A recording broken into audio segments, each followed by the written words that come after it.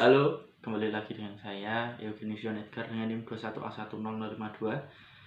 Masih sama seperti video-video sebelumnya, saya akan menjawab pertanyaan-pertanyaan tentang kuliah atau mata kuliah religiositas. Dan kuliah kali ini yaitu tanggapan terhadap hukuman mati. Langsung saja kita mulai. Yang pertama, jelaskan definisi dan alasan hukuman mati. Oke, hukuman mati adalah vonis yang dijatuhkan oleh pengadilan sebagai bentuk hukuman terberat untuk seseorang atas perbuatannya.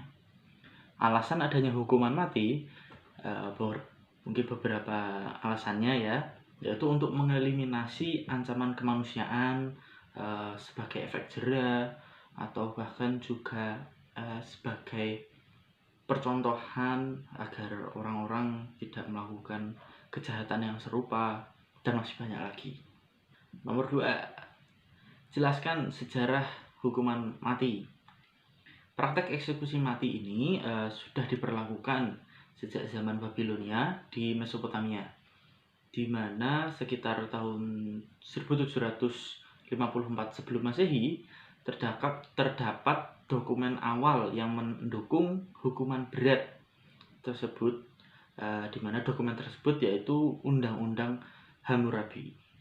Tipikal hukuman mati pada zaman dahulu menggunakan konsep nyawa dibalas nyawa, sehingga sebagai contoh saja, ketika kita membangunkan rumah untuk orang, ketika rumah itu ternyata roboh dan sang punya rumah meninggal, maka yang membuat rumah ini dihukum mati, sehingga nyawa dibalas nyawa, seperti itu. Nomor 3, jelaskan alasan mahasiswa setuju atau tidak setuju terhadap hukuman mati. Kalau dari saya tidak setuju dengan hukuman mati. Masih ada hukuman berat lainnya yang lebih bisa memanfaatkan keberadaan para tahanan atau para kriminal pidana ini untuk lingkungan sekitar. Bisa dimanfaatkan. Dengan begitu, secara tidak langsung terjadi pula rehabilitasi atau pemulihan pola pikir